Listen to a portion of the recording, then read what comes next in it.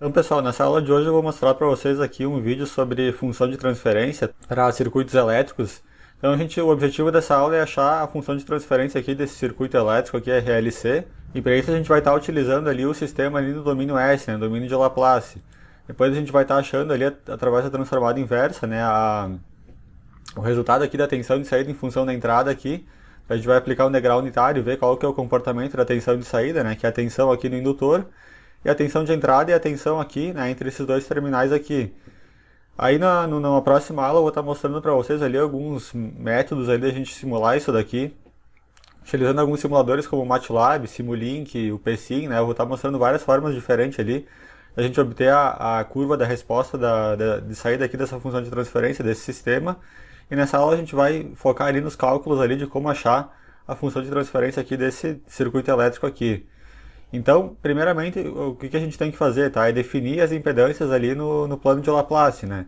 A gente sabe que os resistores aqui, no domínio S, como eles não alteram a fase ali, né, entre tensão e corrente ali, que passam por ele, ou seja, a tensão e a corrente que passam através de um resistor, elas estão em fase. Então, no domínio S, os resistores eles ficam como eles são, né? R1 fica aqui como R1 e R2 é simplesmente chamado de R2. Já o capacitor e o indutor, a impedância deles é função da frequência, né? Então, por isso que no domínio S aqui eles ficam dessa forma. O capacitor aqui ele fica 1 sobre CS e o indutor aqui ele é simplesmente L vezes S, né? Então, tendo definido ali as impedâncias no plano S, o próximo passo aqui é a gente começar, aqui por exemplo, lá no método que eu fiz, eu comecei pela impedância séria que a gente tem aqui, que fica em paralelo com o capacitor.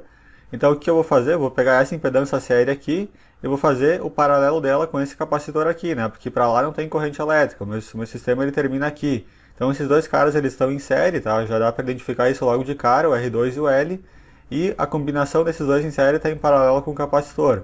Então, o meu objetivo vai ser achar a corrente elétrica de entrada aqui, né? Que passa pelo R1, né? Que vem da fonte de entrada aqui, que é o EI, e para isso eu preciso achar esse paralelo aqui para depois fazer em série aqui com R1.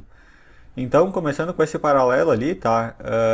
No plano de Laplace, quando a gente tem capacitores e indutores, né? Depois de ter definido a impedância deles, a gente trata simplesmente como um problema simples ali de circuitos elétricos, né?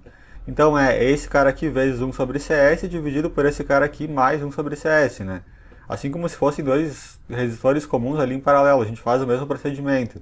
Deixando um pouco toda a matemática aqui um pouco de lado, né? Se vocês fizerem essas multiplicações aqui, fizerem primeiramente essa soma aqui no denominador, né? Depois fizerem a divisão aqui no numerador pelo denominador, vocês vão encontrar a impedância equivalente do paralelo igual a isso daqui, tá? Aí agora com isso a gente pode definir a corrente elétrica de entrada, né? A corrente de entrada ela é a tensão de entrada, que eu vou chamar de EI, tá? É uma forma de onda aqui genérica, então ela está como EI, dividido por esse Z equivalente mais R1, tá? Que nem eu mostrei para vocês lá. Então, substituindo aqui o Z equivalente pela expressão que a gente acabou de achar, a gente chega nessa expressão aqui para a corrente elétrica aí, e trabalhando ela convenientemente, né? Ou seja, fazendo essa soma aqui no denominador, depois fazendo essa divisão, a gente encontra ali o valor final para a expressão do I, igual a isso daqui, tá? Se vocês fizerem com calma aqui, como o objetivo desse vídeo não é mostrar tanto a matemática, mas o processo em si, né? Vocês podem estar fazendo com calma, é só fazer essa soma aqui desse elemento com R1, depois fazer a divisão, vocês vão chegar exatamente nesse valor aqui para a corrente elétrica I, né? Que é a corrente de entrada. Aí depois eu vou estar aplicando um divisor de corrente para determinar a corrente que passa pelo indutor, tá? Porque o meu objetivo na função de transferência, é obter a tensão de saída E0 dividida pela tensão de entrada, tá? Isso que é uma função de transferência. Eu pego uma variável de saída que pode ser uma tensão ou uma corrente, nesse caso aqui é uma tensão, né? A tensão do indutor, divido pela mesma grandeza que eu tenho na entrada, né? Ou seja, pela tensão de entrada. Então, para isso eu preciso descobrir dessa corrente I que passa aqui, ela vai se dividir aqui pelo capacitor, e a outra parte aqui, que vai ser, eu vou chamar de L, ela vai percorrer aqui o R2 mais o L. Então eu preciso dessa corrente que passa nesse ramo aqui para saber a tensão aqui no indutor, que é a própria tensão E0, né, que nos interessa ali para a função de transferência. Então, fazendo divisor de corrente, tá? A divisor de corrente, né, para a corrente que passa no indutor, ela é corrente I, tá? A corrente I total que a gente achou aqui, vezes a impedância que eu não quero, que é 1 sobre CS, dividida pela impedância que eu não quero, mais a impedância que eu quero, que é o R2 mais LS, tá? Isso aqui é a regra do divisor de corrente, se vocês lembrarem lá, né, da teoria de circuitos, é isso aqui mesmo.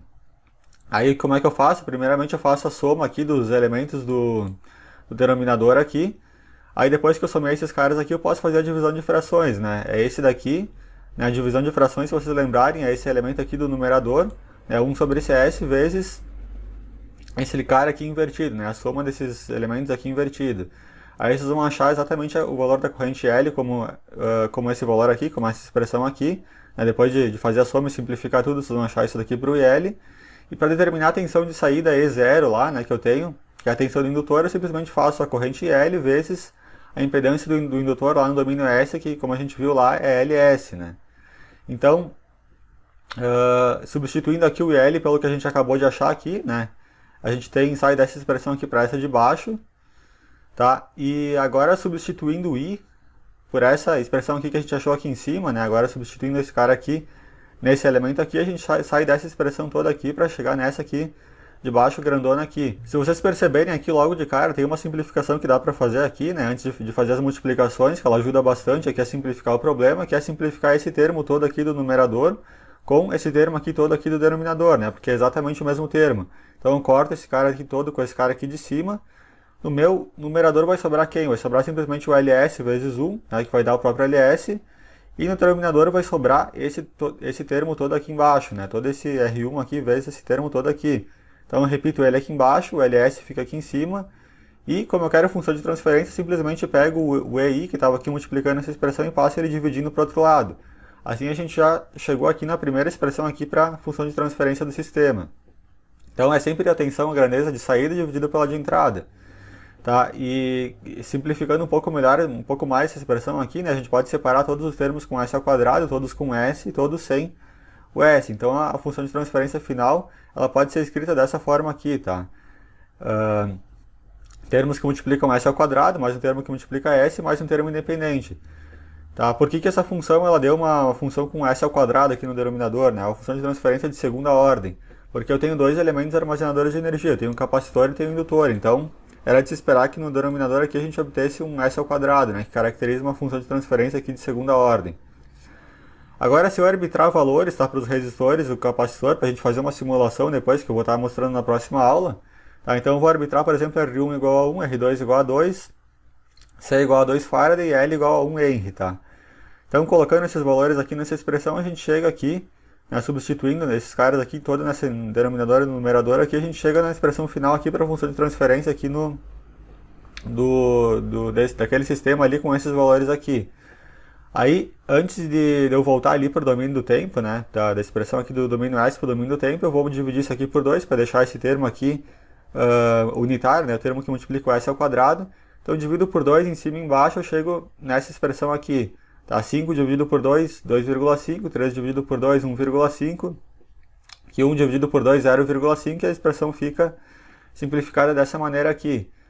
Agora, como eu quero a resposta do sistema ao degrau, né, que a gente vai estar observando ali nos simuladores na próxima aula, eu vou passar o EI multiplicando para cima ali e eu vou substituir ele por 1 sobre S, que é a função do degrau unitário. Né?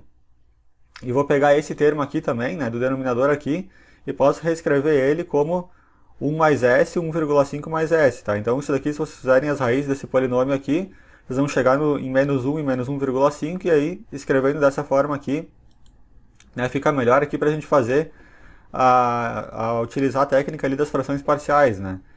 Então, a tensão é 0 no domínio S, tá? Se eu expandir isso aqui em frações parciais, eu tenho A sobre S mais B sobre 1 mais S mais C dividido por 1,5 mais S, tá? Então isso daqui nada mais é do que expansão em frações parciais, né? Que é uma ferramenta ali que nos auxilia a obter ali a transformada inversa de Laplace desse termo aqui, né? Que é o E0, que é a tensão, a resposta de saída do sistema. O próximo passo para determinar o A, o B e o C é fazer a soma aqui dessas três frações aqui, tá? Então fazendo essa soma aqui, eu obtenho todo esse termo aqui de baixo, aí depois eu posso cortar esse denominador aqui com esse denominador desse lado aqui, né? Porque o denominador dessa soma aqui, ele é simplesmente os três termos multiplicados aqui.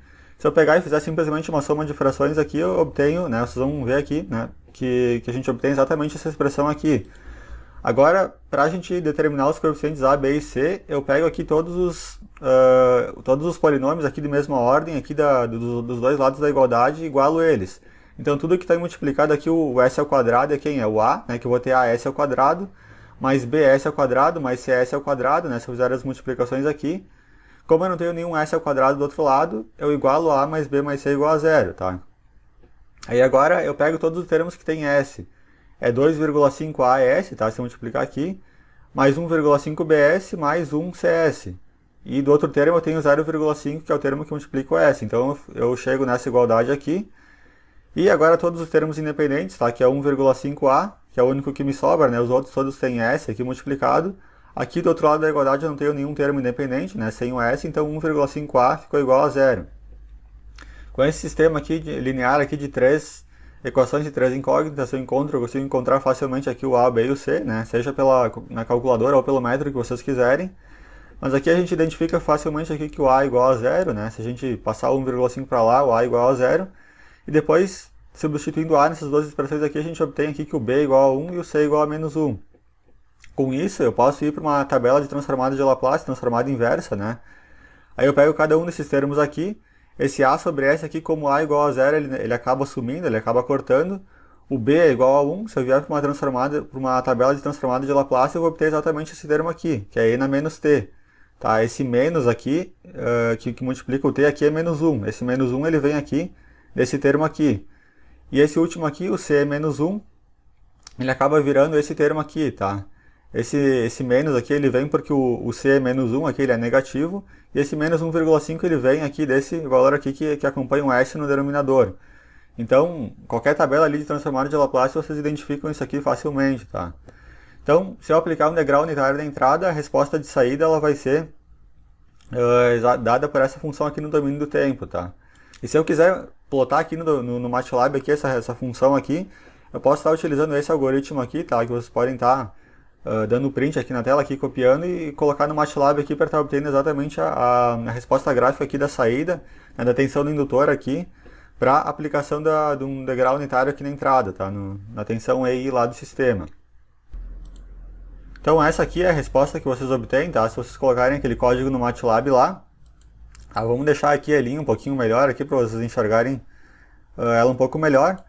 Tá, então basicamente o que isso aqui me diz, né? Que a resposta ela é composta só por um termo transiente, né? Quando o t tende a infinito aqui, né? Mais ou menos em 8 segundos já, ele já entra no regime permanente. A tensão de saída aqui ela é zero, né? Ela tende a zero, então ela dá um pico aqui bem alto aqui que chega, quer dizer, na verdade não é tão alto, né? Se vocês olharem aqui dá menos de 0,15. E aí quando o t tende a infinito aqui a tensão de saída é zero, né? Por que isso acontece, né? Porque a gente está num circuito de corrente contínua, que nem vocês viram lá, né? O degrau, a fonte de entrada do degrau, ela é uma fonte CC, né? Que eu aplico quando eu fecho uma chave. E aí como é a tensão no indutor, né? A tensão no indutor ali no regime permanente, né? Se for uma tensão contínua, ela é zero, né? Porque o indutor ele vira um curto, né? Um fio ali para tensão CC em regime permanente. Então a resposta da saída aqui ela tende a zero. Então na próxima aula eu continuo com vocês aqui, eu vou mostrar para vocês ali como que a gente pode simular isso daqui, tá? No MATLAB, no Simulink, ou ainda no programa PSim. A gente vai estar vendo várias maneiras de obter essa curva aqui. Essa já foi uma primeira maneira que eu ensinei, né? Plotando ali diretamente no MATLAB, né? Com aquele script lá. Mas também a gente pode obter essa mesma curva aqui através de simulação ali, direta do circuito elétrico que a gente tem. Então até a próxima aula, tá? Para esse vídeo não ficar muito longo, vou estar dividindo ele em dois. Então, espero vocês lá. Obrigado a quem assistiu, não esquece de deixar o joinha. Até a próxima, valeu!